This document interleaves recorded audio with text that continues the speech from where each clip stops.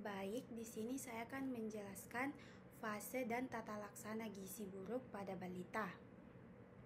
Pengertian, gizi buruk pada balita adalah kondisi ketika berat badan balita tidak sesuai dengan usianya. Gizi buruk pada balita dapat ditandai dengan berat badan dan tinggi badan yang jauh di bawah rata-rata, kulit yang kering, lemak di bawah kulit berkurang, otot mengecil, perut buncit pada tahap lanjut. Selanjutnya, fase perawatan atau pengobatan gizi buruk pada balita. Ada 4 fase. Pertama, fase stabilisasi. Fase stabilisasi merupakan fase awal perawatan yang umumnya berlangsung 1-2 hari, tetapi dapat berlanjut sampai 1 minggu sesuai kondisi klinis anak. Pemantauan pada fase stabilisasi dilakukan dengan mencatat tanda-tanda vital, denyut nadi, frekuensi pernafasan, suhu badan, tanda-tanda bahaya, derajat edema, asupan formula, frekuensi defekasi, konsistensi feses, volume urin, dan berat badan. Kedua, fase transisi. Fase transisi adalah masa peralihan dari fase stabilisasi ke fase rehabilitasi dengan tujuan memberi kesempatan tubuh untuk beradaptasi terhadap pemberian energi dan protein yang semakin meningkat. Pemantauan pada fase transisi sama seperti pada fase stabilisasi. Selanjutnya yang ketiga itu fase rehabilitas. Fase rehabilitasi adalah dalam tahap penting untuk pemulihan status gizi anak secara bertahap. Pada fase ini, anak mulai diberikan makanan tambahan yang berfokus pada pertumbuhan kejar. Pemantauan pada fase rehabilitasi dilakukan dengan mencatat asupan formula dan kenaikan berat badan untuk pemeriksaan klinis. Keempat, fase tindak lanjut. Fase ini bertujuan untuk memastikan pemulihan yang berkelanjutan melalui pemberian makanan keluarga dan tambahan makanan pemulihan PMTP. 10 langkah tata laksana gizi buruk pada balita di layanan rawat jalan. Pertama, mencegah dan mengatasi hipoglikemia. Semua balita gizi buruk beresiko mengalami hipoglikemia jika fasilitas setempat tidak memungkinkan untuk memeriksa kadar gula darah, maka semua anak gizi buruk dianggap menderita hipoglikemia dan segera ditangani dengan memberikan 50 ml larutan glukosa 10% atau 1 sendok teh munjung gula pasir dalam 50 ml air secara oral. Kedua itu mencegah dan mengatasi hipotermia. Hipotermia, suhu aksilar kurang dari 36 derajat Celcius sering ditemukan pada balita gizi buruk dan jika ditemukan bersama hipoglikemia menandakan adanya infeksi berat.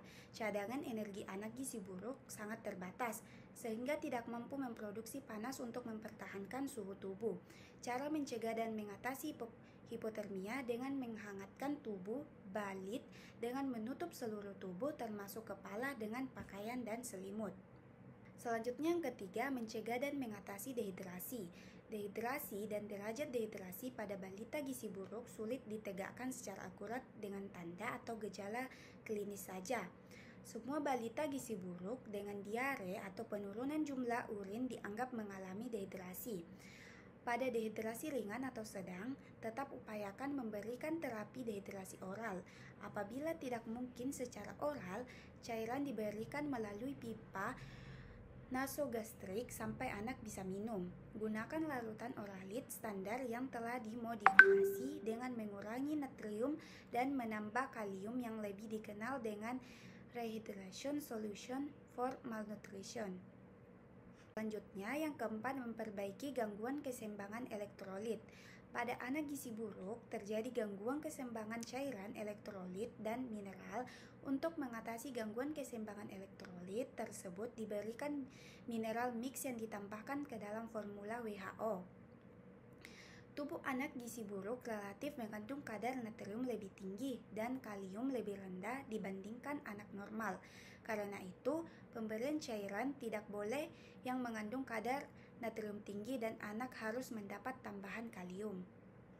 Selanjutnya yang kelima, mengobati infeksi. Balita gizi buruk seringkali menderita berbagai jenis infeksi, namun sering tidak ditemukan tanda atau gejala infeksi bakteri seperti demam.